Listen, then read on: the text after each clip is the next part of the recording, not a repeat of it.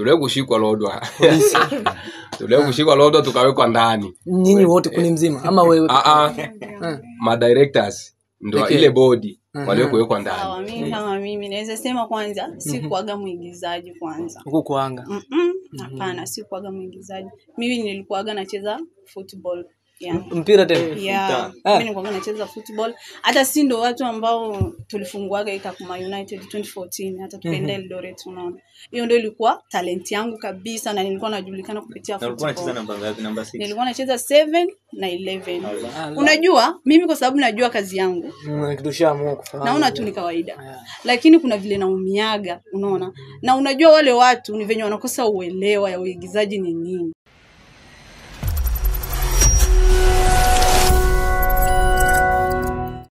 Yeah, all right. This is Pescado, mtangazaji wako mgenge kutoka New Generation Family. Na hapa tuko na mmoja ya mafamous ambao wanaisukuma gurudumu wa filamu kambini Kakuma. So mbele ya yote tungependa kuwajua majina haya. Mimi naona sura zimeng'aa hapa. Watoto wamejaa tabasamu, watoto wazuri na tuko na magentlemen. Ukisikia vijana watanashati na si wa kukata shati. Yeah, tuko na mjengoni. On my left side niko na Rack the Osborne. Naitwa Rack the Osborne. From Tuyajenge. Mimi ndo director hapo Tuyajenge. mama. Naitwa Hanadi Mudir Dufala from Tuyajenge Film Production. Mamangu. Mimi naitwa Regina Munga. Regina Munga. Yeah, Munga. Munga. Yeah. Hello, once again, it's 99 Nazi from New Generation TV.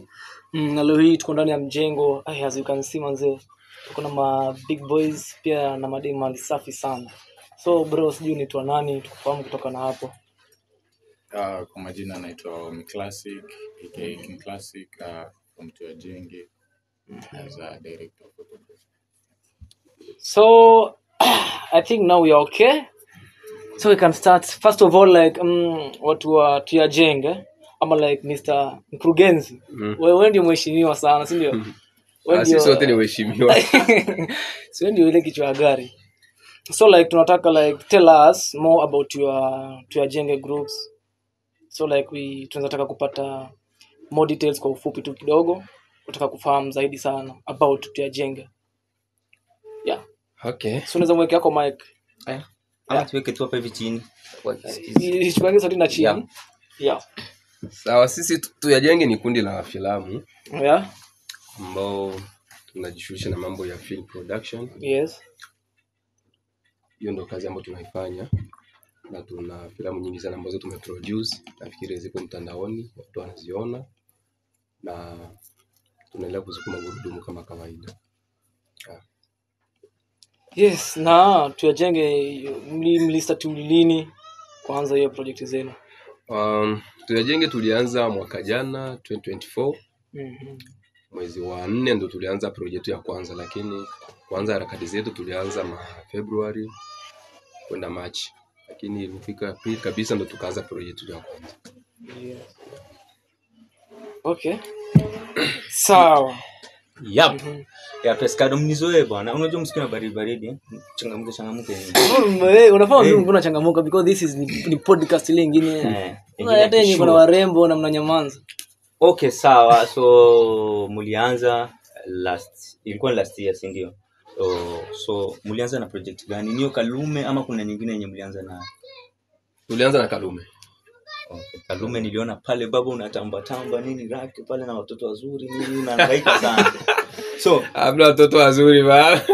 So wewe unasema kweli Tuyajenge na watoto wazuri. Nikiangalia upande wangu kulia na kushoto hapa namuona Regina pale, dada pale anacheka tabasamu la kishua nini. So unasema Tuyajenge na watoto wazuri. Sijasema hivyo. Umesikia nimesema hivyo kweli? Usijoka. Kuna yeye design yeye aliwizia huko stuka. Saka kwa like milama hakuna watoto wazuri. Sio. Tukijaribu kuona hivi nao wameanza. Nawezaje kusema kuna watoto wazuri na mnawaona hapa? So director Rake. Yeah. So nilikuwa na swali ambalo nilikuwa napenda kujua sana ama kuna vitu mingi ambavyo watu wanapenda kujua sana. Kitu ya kwanza ni about wa movie zenu na movie ambazo nyinyi mna direct. Sana huaga ni movie za mateso muda mwingi.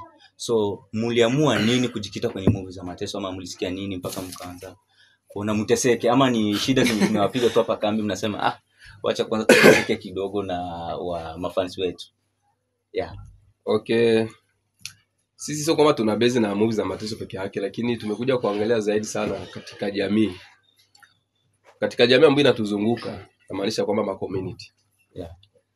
Asilimia kubwa watu wana maisha magumu. Sasa unapokuwa msanii unakuwa ni kioo cha jamii. Unapoanza kufanya movie ambazo zinaenda tofauti na uhalisia wa watu ambao wanaishi nao, hapo unakuwa kama unaenda kinyume na community ambayo imekuzunguka. That's why sisi tuna base sana zaidi sana movie za mateso, kwa sababu watu wetu ambao sisi mashabiki zetu wengi na watu ambao wanapitia maisha magumu na watu wenye kipato cha chini. So nyinyi mnateseka mkaona hii mateso tusifanye peke yetu, tunafaa tushare na community, watu wengine wanateseka kwa natuona kabisa. Okay, ni sawa sana. So mimi nafurahi, na sijui inawachukuaga muda gani kufanya project yani tumekuja na idea, tunataka sisi watu wajenge tutoe movie. So inaweza wachukua muda gani kufanya project na ikuwe complete na mtu publish? Okay. Kufanya project sisi inaweza katuchukua ikienda sana ni miezi miwili hapo hivyo. Kuna kwanza development, pre-production, production hadi post-production. Hiyo miezi miwili inatosha sana. Kwa sababu gani? Unajua unapopata story sana tunakuwa tuna base zaidi sana we develop kwanza story ambayo tunaenda kuicheza. Tunaangalia hii story kweli itaendana na watu, itaendana na uhalisia wetu sisi kama tuyajenge. Kwa sababu kila group inakuwa na ule uhalisia. Kulingana na mazingira ambayo tunaishi. Tunaangalia hii story, je, itafiti? Baada ya kuanza kuichunguza story, hapo sasa tunaangalia sasa mwandishi wa script. Iandikwe script, baada ya kumalizana na script sasa tuna sasa kwa casting, ama na hapa naongelea sasa wale actors na ma-actors ambao watachukua ile script kuifanyia kazi. Hapo ndio kunakuwa challenge. Challenge kama zipi sasa? Sababu hapo kwa ma-actress unajua wanawake zetu wa Kikongomani hao kuna vitu zingine hawezi, kwanza especially wabembe na seti na darawa bembe kama mimi mbembe pia but hata dada zetu wa bembe sio nakuanga aje like kama umepanga script hivi alafu ikue unaelewa tu. Ndio maana nimesema changamoto inakuwa hapo kwenye script. Unapompa mtu script, wewe mwenyewe ushakuwa na ule muda wako ambao unataka hiyo script. Mfano hivi nimekwambia miezi miwili. Mfano umempa mtu script, unamwambia huu mwezi mmoja nataka umaliza script. Umaliza kusoma, kucram na kuingia set kabisa, ufanye perfect. Hapo ndio basi wanakuambia unaweza kumpa mtu mwezi wa kusoma script. Inakuja kufika hatua ule mwezi umepita na unamuongeza na wiki nyingine moja ya script. Anasoma tu script. Lakini after kumaliza script akikuja hivi anakuwa sawa. Anakuwa sawa, japokuwa changamoto zinakuaga. Unajua watu wana upeo tofauti, na maanisha kwenye kusoma. Mtu unaweza ukasoma ukakariri kila kitu lakini baadaye ukavisahau vile ambavyo umesoma kulingana na mazingira ya maisha ambayo tunaishi.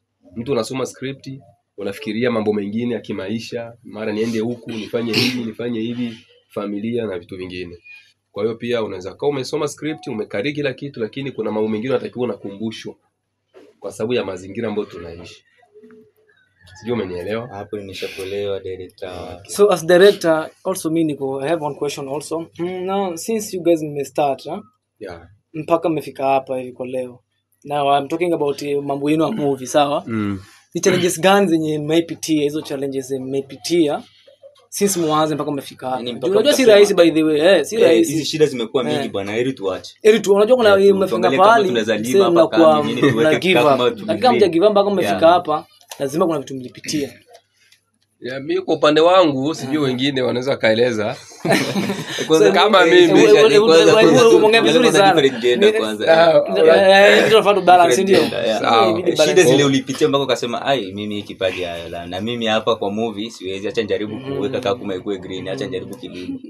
So ni challenge zipi zenye unapitiaga tu? Unaweza tuambia juu ya kundi mzima ama wewe mwenyewe personal was kwa part yako ukipoa shoot since mlifungua group? Unajua tu kiupande wangu mimi kama mimi naweza sema kwenye group challenges ziko sagi zinakuaga tu nyingi sana. Lakini tukisema eti tuangalie challenge jinsi ambavyo zinatoka, eti tuache kazi, hapana. Inabidi tu tupambane. Unajua cha kwanza, kipaji kiwa chako afu yani unasema mimi nitajituma hadi nifike malengo. Uweze angalia mambo na challenge. Unaona? Ila challenge ni nyingi tu sana tunapitiaga. Hata upande wa familia unajikuta tu wanakuambia hapana, leo uwezi enda kwa hiyo kazi yenu, fanya hivi, kuna nini vitu kama hizo, unaona. Yote inaingiliana, lakini tu kwa sababu kipaji ni chako na unataka kufikia kwenye malengo yako, ndio maana tu unajikutaga mtu unajituma, unapambana au angalia challenge. Okay, sawa. So inafika hapo pale ya kipaji. Na like kama nyinyi vile mko hapa nyinyi wana filamu, mligunduaje bana sisi tuko na vipaji na tunaweza fanya filamu? Yaani mligunduaje? Yaani ukasema na ikafika penye hata mpaka unajua nyinyi mko perfect. Ukasema mimi niko na kipaji cha kufanya filamu. Unajua kuna watu wenye kama mimi venye nilikuwa mdogo, ilikuwa nikienda shule nikipigwa na mwalimu, kama nilikuwa na ndoto ya kuwa pilot, nasema na mimi siku moja tu nitakuwa mwalimu.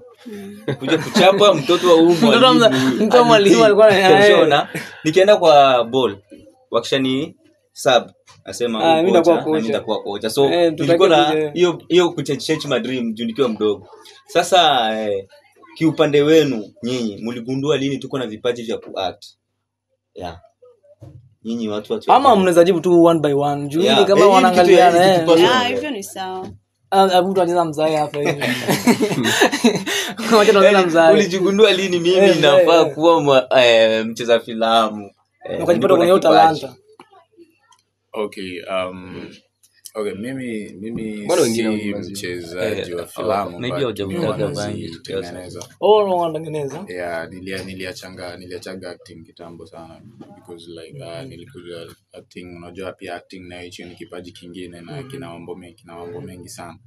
So nilijikuta nimeshift kwa mambo na production peke yake. Actually inakuaga ni inspiration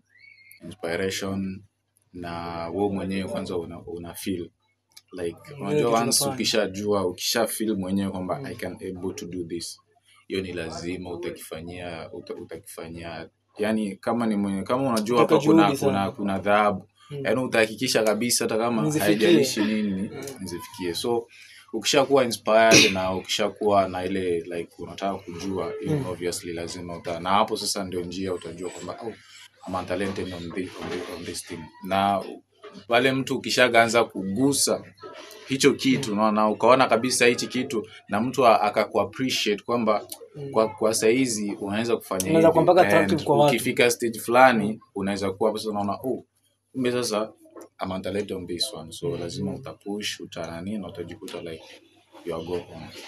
So by the way you got a nice point. Hebu tena dada yetu pia hapa. Na si point amesema. Sawa. Sawa, tell us. Okay, sawa. Mimi kama mimi naweza sema kwanza si kuaga muigizaji kwanza. Huko kuanga. Hapana, si kuaga muigizaji. Mimi nilikuaga nacheza football. Mpira tena. Mimi nilikuwa nacheza football. Hata si ndo watu ambao tulifunguaga Itakuma United 2014 hata tukaenda Eldoret, unaona. Hiyo ndio ilikuwa talent yangu kabisa na nilikuwa najulikana kupitia football. Nilikuwa nacheza namba ngapi? Namba 6. Nilikuwa nacheza 7 na 11. Hiyo ndio ilikuwa namba. Wewe ulikuwa best player kwa ndani. Sweet best, kama best na mimi nilikuwa naisabika hapa kama. Ukikosa mpira uchezeki. Nilikuwa nacheza kweli na nilikuwa na jina. Hebu ngoja, let me announce this. Now so overthink. Ni mama sijui mama Ronaldo. Alikuwa anacheza tu mpira kawaida. Football Alikuwa anaruka ki Ronaldo. Si kuruka, alikuwa anacheza. Kama kuruka niliruka nao kabisa, sio hata mchezo. Unaona. Sasa nilianzaje uigizaji? Nilikuwa nafanya nikiwatch filamu tu za bongo, unaona. Afu nilikuwa napenda tu sana. Yaani sana. Afu nilikuwa nasema ndani ya moyo wangu nikisema na mimi siku moja naweza tamani nilikuwa muigizaji. Aswa tulianza kwa hiyo kundi yetu ndogo, walikujaga wakanichukua. Tusikuwa na kipaji. Hata nilikuwa nafanya hata wakinipitisha hapo mbele action nini? Mimi naanza kucheka. Nasema sasa mimi nitafanya nini? Yaani sikuwa hata naweza. Lakini unajua unapotaka kitu, lazima utapiga hatua na utapambana tu utafikia malengo yako. Ndio maana mimi hivyo tu leo nafanya mchezo, kesho hivyo bado tunapambana. Wananitukana wanasema wewe utaweza na utafika popote. Yani sikuvunjika moyo, nilizidi tu kujituma, najituma hivyo hadi kwenye nilifikia malengo yangu. Pia kwa waigizaji wadogo naweza kuhesabika. Waigizaji yani wadogo. wewe ni mchezaji mdogo yani Mdogo tu. lakini Unajua kila kitu ni kujiamini. Mimi najiamini kweli. Kwa kazi yangu mimi najiamini. Mko perfect. mimi Regina Najiamini kwa kazi yangu. Na hata naweza sema hapa kambi sidhani kama kuna msichana anaweza pinzana na mimi kwa kuigiza. Kweli nitokeze. Kweli. Hata hakuna na huyu hapa. Hakuna. Unajua kwa nini nasema hivi sawa? Unajua kila mtu na venye anajiamini sawa. Ninavyojiamini mimi. Sidhani kama kuna msichana anaweza jitokeza tu mpinzani wangu. Na kama yupo ajitokeze. Afsira is by the way. Shangae. By the way, inatoka kama ukweli kama fact. Unajua mimi upitanga movie zako alafu kuna kwa tuyajenge kama kuna wademu wengi ufuatiliana kuangalianga sana na kuanga huyu. Ama ndo Azizi wako wewe. unasema ama ndo mtu anakuanga na kachapa Basi fanya aje tena hiyo hata sipata niongee. My dear, sasa nataka tu. Tumesikia amesema aje? Aoni which is huko ndani aona atakao unamfikia. Baba hebu mweke yako mic. Amejiamini sana. Sawa tu tell us pia hapa tu sister nijuaje that tuko na hiyo talent yako. Kwa upande wangu, I was a fan of acting since I was young. Nilikuwa napenda sana mambo na kuigiza, nikiona movies especially kuna hiyo movie ya Blood Sisters. Sijui kama ulishaiona. hiyo nimeiona. Hiyo Blood Sisters ilikuwa napenda hiyo movie sana. So nilikuwa nasema once nikikuwa mkubwa I will be like Esther, especially Esther. Alafu pia nilikuwa na perform sana kwenye drama clubs shule, hata nikiwa nyumbani na mama hizo drama ufanya tu. Nilikuwa napenda drama sana. Kila drama lazima ni perform shuleni. Na pia nyumbani unajua sometimes kuna vitu tu unajua mom na wasichana. Nilikuwa nikienda somewhere na nimechelewa, mama anakuja nilikuwa najifanya sana. Yaani sana. Chukua action serious hivi nijifanye tu aki ya Mungu this one ilikuwa ni hivi mom nimeenda shuleni nimeumia hivi aki ilikuwa tu hivi najifanya to the extent and nikienda nani nacheka nimeona yes hapo nilikuwa unaona hawa kwa excuse zawe naye that ilikuwa inanipea nini sana. So nilijiona tu mimi ni mwigizaji mzuri. It happened in 2019 I joined African Stars Vision. That's when nimeanza na joint na journey ya uigizaji hadi venye nimejoin Tuyajenge. Alafu what about kama vile amesema dada Regina? Unajua anasema aje? Ati haoni. Sioni kweli. Mimi pia naweza sema. Alafu about that word unachukulia aje na wewe ni mwigizaji kama yeye? Yeye pia anasema yeye haoni. Mimi pia naweza sema hivi.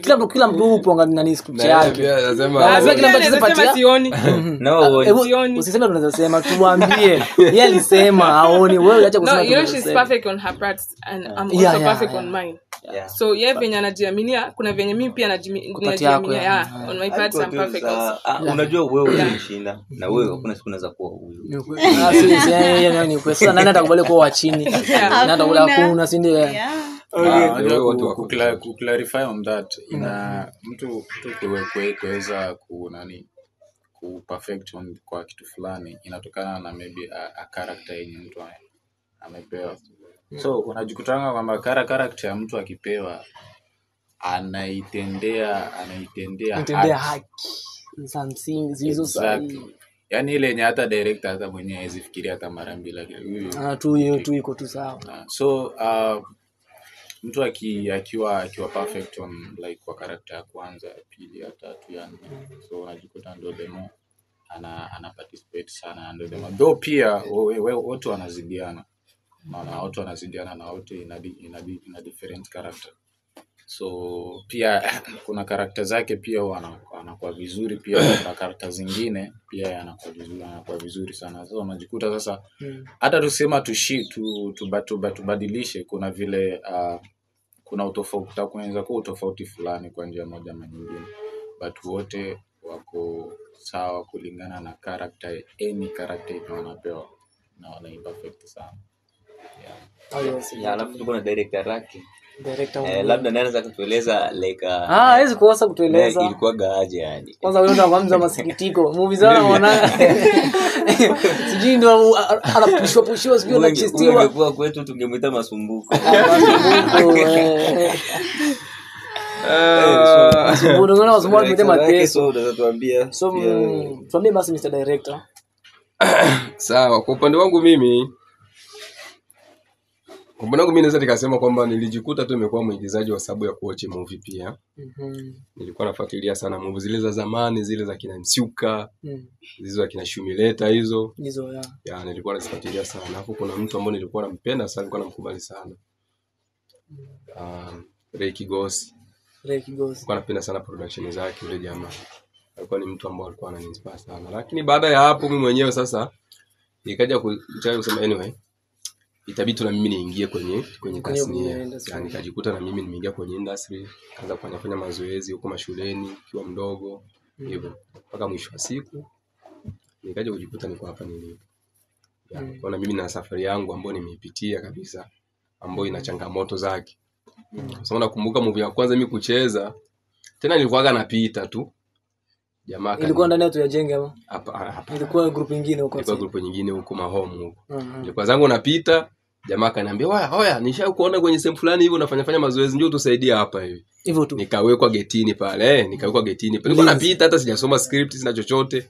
Bwana, kuna jamaa atakuja kugonga hapa, utamfungulia. Unaona? Nilikuwa sijaelewa hata script, but nzuri kasema anyway, ni fursa hii, nikakaa hapo getini. Nilipofungua sasa kumbe ilikuwa ni scene ambayo inahusiana na mambo ya ujambazi. Unaona, bosi alikuwa amefanya ujambazi huko, akaanza kuingia faster hapo nyumbani. Sasa mimi nikachelewa kufungua gate. Yaani ile kufungua tu hivi nikapigwa kofi.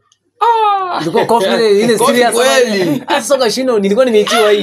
Ile niitiwa tena. Nikasema sasa kwani hapo tumekujia vita ama ni uigizaji huu? Lakini nikavumilia kwa sababu nilikuwa mbele ya kamera na ni kitu ambacho nilikuwa nakipenda.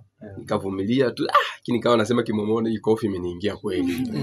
Akanifokea pale kama afu kwa wewe hapo, ilikuwa wewe utagongwa hivi. Samahani bosi.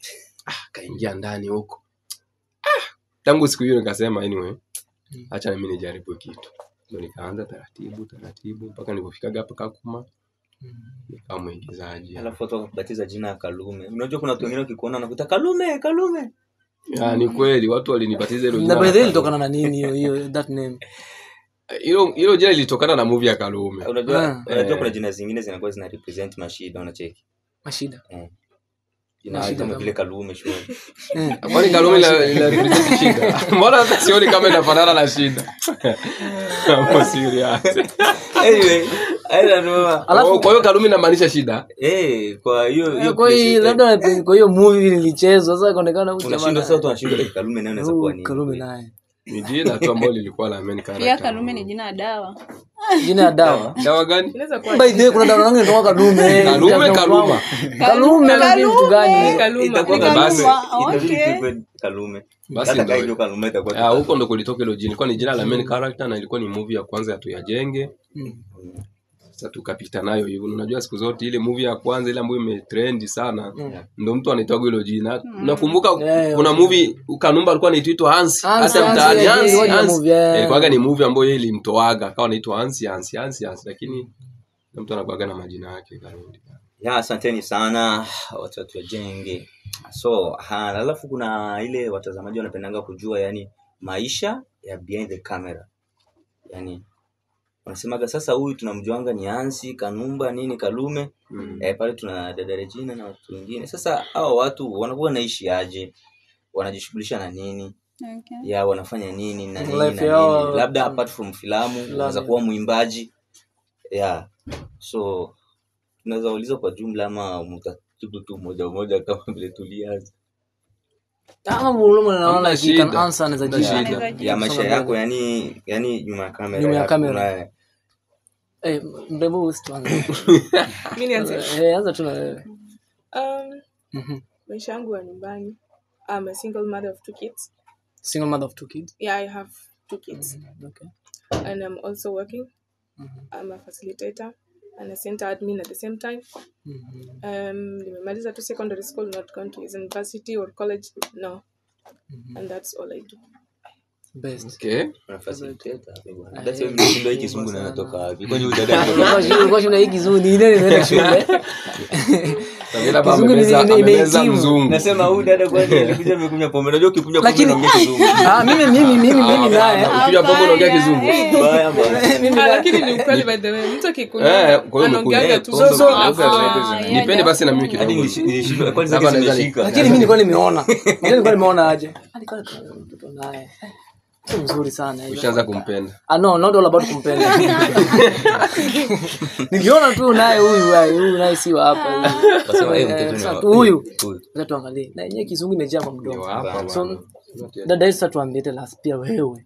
Maisha yako behind the camera. Okay, maisha yangu mimi Alafu kuna tatizo moja. Yaani- Unazungusha macho hivi unaona wewe. wewe ile vitu vya wako hapa Hapa kuna kitu kinatuendelea. Nothing else. Sawa, hakuna kinaendelea. Ni ile tu design najaribu kuangalia hivi. Nashinda kwani dada naye. Sawa. Okay, sawa. Mimi kiupande wangu maisha yangu tu ya kawaida uaga na shona nguo ndo kazi yangu tu hiyo. Alafu kuna mambo ambayo nafanyaga tu biashara ndogo ndogo ya kuagiza vitu, viatu, unaona naagiza Tanzania afu wananiletea tu hapa. Ndo uaga nafanya tu hiyo kazi ndogo ndogo na maisha inasonga. Hivyo. Sasa in that sector kushona hizo business unafanyanga. Si like at least you can tell watazamaji ile kitu unaweza fanya. Maybe kuna ule mwenye like anaweza kuwa interest aseme kumbe anashonanga. Let me link na yeye nione talent zangu yangu. Kama mimi sasa hivi. Nataka nitengeneze mwingine smart ya inaitwa Christmas. Sasa tuambie ndio nikuja atakuwa. Lakini sijakuwa perfect ila bado nang'ang'ana tu ndio bado kwa shule. Unaona bado nang'ang'ana tu kwanza. Alafu pia nisisahau uaga naimba magospel, bado nimetoa nyimbo moja. Ukienda pale YouTube utaandika tu Regina, wimbo wangu unaitwa Najivunia Wewe, unaona? Mungu mama mimi. Najivunia Wewe. Hiyo Wewe nayo ni title. nani? Yaani mtu uaga anajivunia Mungu, unaona? Mimi vinanitumia. Title yake jamani. Si mimi nimwambia mimi anajivunia mimi ama. Hapana, sio hivyo. Sasa Ni unaona Mungu. ndio hivyo Kali sana. By the fact. Sasa like wakuu unajua ni aje kuna nilifuatilia clip zenu fulani nikapata you guys mlikuwa na trip ya kwenda Lodwar. Kasijui ati mlikuwa mnaenda kushoot filamu like so nataka kujua vile mlifungia trip ya kwenda huko. Tunataka kujua like ile life ya huko for that few months days kulikuwa aje in that situation ya kushoot hiyo movie yenyewe mliendea. So Mr. Director you can tell us. Huko okay. Huko tuliwahi kufanya trip mbili za kwenda huko. Mbili. Ya kwanza ilikuwa ni Atma. Na ya pili ilikuwa ni Broken Bond. Kuna baadhi ya scene ambazo tulifanyia huko pia. Nimebezi sana kwenye part 2. So bro. Kitu ambacho mimi naweza nikasema changamoto kubwa sana ambayo tunakutana nayo sana kwenye hizi kazi ni location. Location zinatusumbua sana. Unajua sisi bwana kama unavyoona sisi ni refugees. Sasa tunakuwa na ile mipaka ambayo tumewekewa. Huwezi fanya everything. Yaani unaweza kujikuta wewe kuna kitu ambacho unakihitaji kulingana na idea yako as director. Nataka nipate kitu kama hiki, nipate kitu kama hiki. Lakini sasa inaenda kujikuta wewe kunakuwa na mipaka fulani ambayo imewekwa hapo kwa sababu ya kile kivuli cha refugee ambacho kwa hapo. So location zinatusumbua sana tukienda nje ya kambi. Kwa hiyo Lodwar naweza nikasema Lodwar na hapa hakuna mabadiliko sana ya hali ya hewa kwa sababu Lodwar kuna joto kweli. Kuna joto sana. Hususan kama hivi mchana kuna kwaga joto sana. Lakini usiku at least kuna kwaga hali ya hewa nyingine safi. Kwa hiyo hali ya hewa ya kule na hapa si tofauti sana. Changamoto kubwa ambazo tulikutana nazo tena zaidi sana kwenye upande wa Hatma polisi. Tuleo kushikwa Lodwar. Tukawekwa ndani. Nyinyi wote kuni mzima ama wewe? Ma directors ndio ile body waliokuwekwa ndani kwa sababu ya mambo ya hizi certificates documents vitu kama na hizo nini. Ushaenda huko umekata hizo vitu. Tulikuwa nayo lakini ilikuwa imebaki nyumbani. Ilikuwa imebaki hapo kambi ambako tulikuwa. Sasa tulikuwa unajua uwezo ukatemea na kila kitu. Tulikuwa namaanisha kambi sio kwamba hapa kambi ambayo tulikuwa tumeweka. Sasa tulikuwa tunaenda kutafuta ma location na sehemu zingine za kuuza. Unajua kuna zile sehemu ambazo unaweza ukajikuta kwenye location yako kuna vitu ambavyo unahitaji. Sasa kuna vitu ambavyo unahitaji uvipate. Sasa ikabidi tuende kutafuta. Bahati mbaya Tukasema hapa sasa itabidi kwanza tufike polisi kwanza. So kama tulikamatwa community, tulisema hapa kwanza inabidi kwanza tufike polisi. Baada ya kufika polisi, ile tufanye kila kitu kiende sawa. Tusije tukaonekana community na makamera, hao watu wametoka wapi? Vipi mtoka wapi? Hakuna kuja kupata watu ile kuingia polisi pale, kwenda kuangalia sasa jinsi gani ya kuomba kibali cha kufanya kazi. Wakasema ni bora hivyo mmekuja. Watu wakaweka ndani. Alama Kenya tena. Wakenya ni wanani? Bro. Wakenya ni wanani? Hakuna kusema huyu heshima, huyu hao ni wasanii sijui nini. Kaingia za kwanza ndani hapo. Ili bahati nzuri watu walielewa. Certificate ikatoka kambi ambayo tulikuwa ikapelekwa kule, watu wakaisoma pale. Lakini kitu kidogo lazima unajua ukishaingia kwenye maji. Unajua kuingia tu ni bure. Yaani hizo ndio changamoto ambazo tunakutana nazo sana. Ni upande wa location na mazingira mengine ama community kushuti, kusimamisha kamera. Kama hivi drone, kupandisha drone load ni shida sana. Kwa sababu mambo ya vyeti na kadhalika. Kwa hizo ndio changamoto tunakutana nazo sana upande wa nje.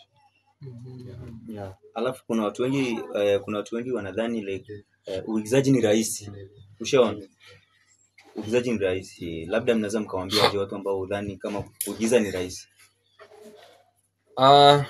Upande wangu mimi naweza nikasema ni rahisi na sio rahisi. Urahisi unakuaga unapokuwa na kipaji chako. Sasa kukifanya kile kipaji sasa kionekane, hapo ndo kuna ugumu. Unaona uigizaji, unaweza kusema ufanye tu hivi, mbona mimi naweza nikaweza tu. Naweza tu. Unaweza. Je, ufanye sasa hicho kitu chako unachokifanya hapo, watu wakonvince sasa watu wengine wakuelewa kile unachokifanya. Hapo ndo kuna kuaga ugumu. Sijui kama unaelewa. Hapo nimeshakuelewa. Alafu niliona mkiita waigizaji pale nikaona watu kwani watu wenye wako nao hawatoshi ama kuna wengine wame left group. Nikashindwa ni left vipi ama ndio na pale mnahitaji wasanii casting call. Hapana, tuna project ambayo tunataka tufanye. Sasa hiyo project inahitaji watu wengi.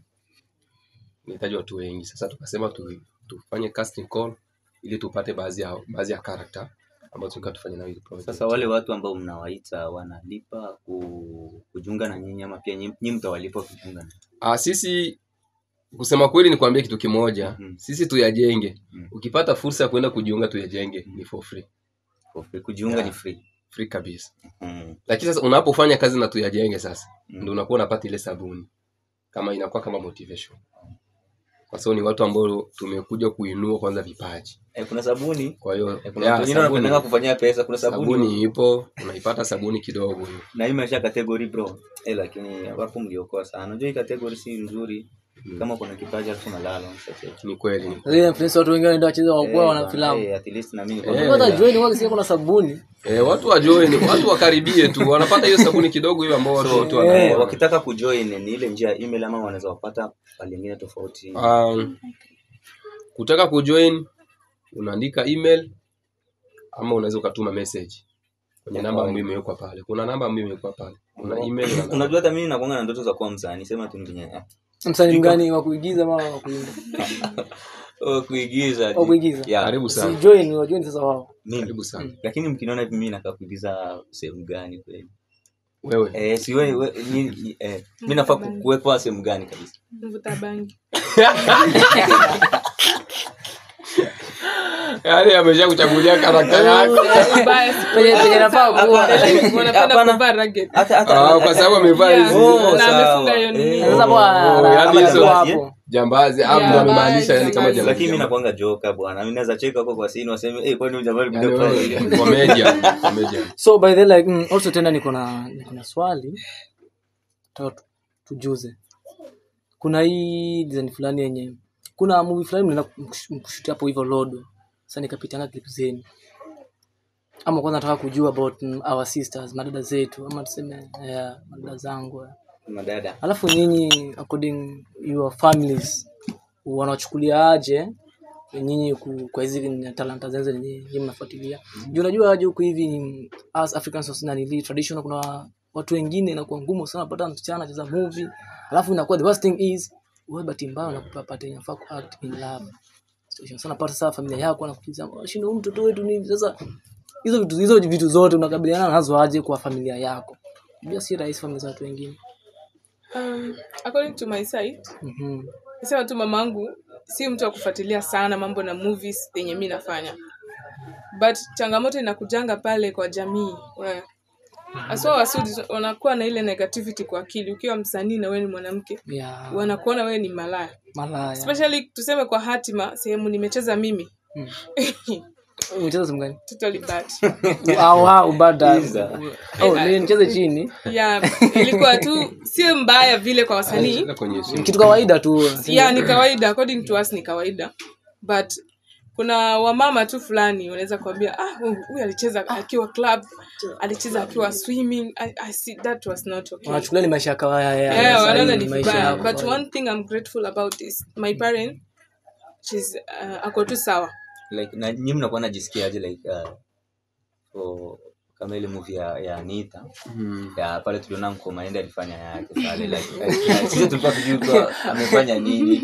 Nkomaende alifanya yake pale, lakini Nkomaende alifanya yake pale na alifanya kwa mgeo, anacheza tetema. Lakini cha kushangaza sasa, wewe naye bwana, hata kama ni mapenzi huwezi pendwa na mwanamke mmoja alafu umkatae, alafu upende mtu mwenye ashafanywa vitu na Nkomaende tu. Like hiyo maisha unaweza kwanza kwa kawaida tuchukue kwanza hiyo maisha kwa uhalisia. Kwa uhalisia hicho kitu unajua unapocheza movie, unapotunga story ama unapokuwa mtunzi wa story. Unacheza kitu ambacho kinaendana na uhalisia. Huwa inatokea sana katika jamii. Unapokuwa kuna mtu ambaye wewe unajua kabisa mimi hapa ndo kuna maisha yangu. Huyu hapa mimi ndo nampenda. Unaweza kuwa pia kuna mtu mwingine, msana mwingine ambaye yeye anakupenda wewe.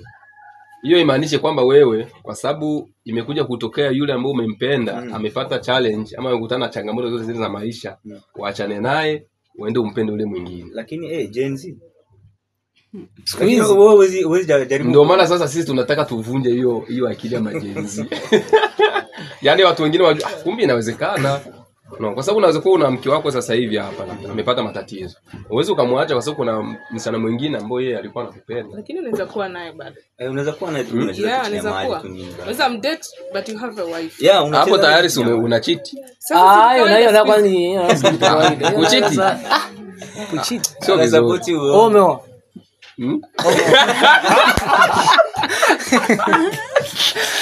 Kuchiti si vizuri.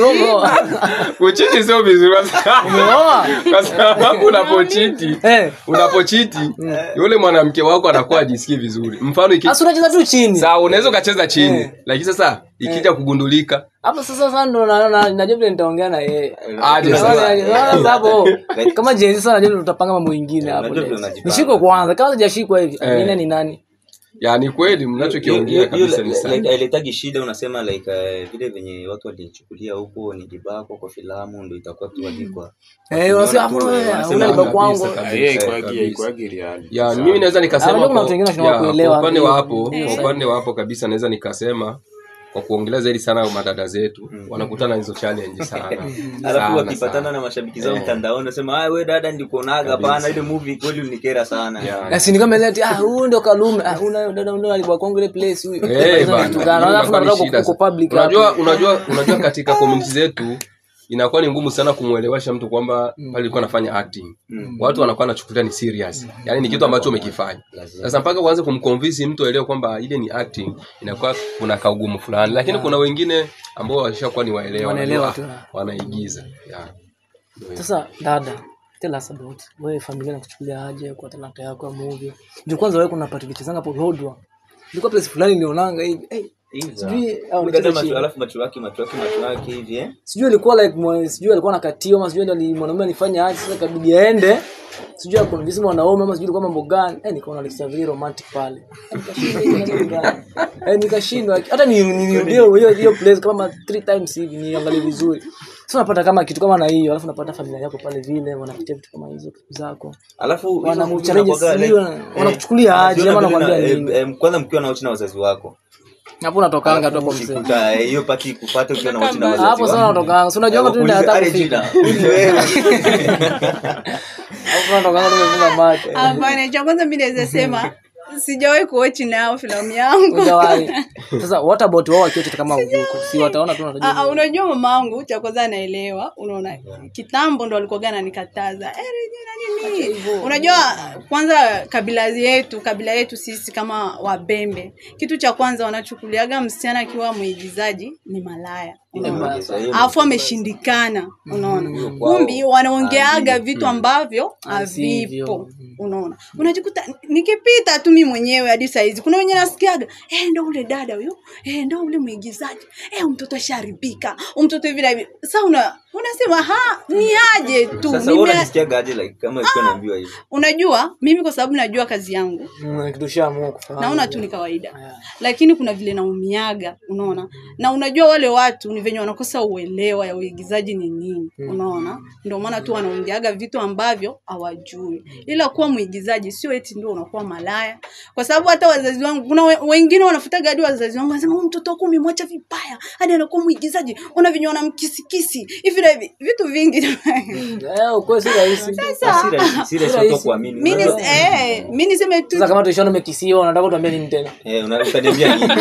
Nilikuwa umekisiwa. Sasa unataka nikuje. Sasa hizo challenges zote mtu unapitiaga tu. Hata zile kesi zinakuwa ni uongo. Tukwaje tuna kesi. Kweli. Watu kweli sasa unaweza tuambia nini? Wacha kwanza malize then tutaenda ndio tuelezee vile ufanyanga. Unajua mimi naona kama umekisiana. Unajua uzuri mlikuja na hapo sana. Sasa unaona kwa na manager aje kuunganisha hizo vitu na kwa nini? Hapo za kazi zimeshikana hivi mdomo. Unaona huyu mtu amekisiwa.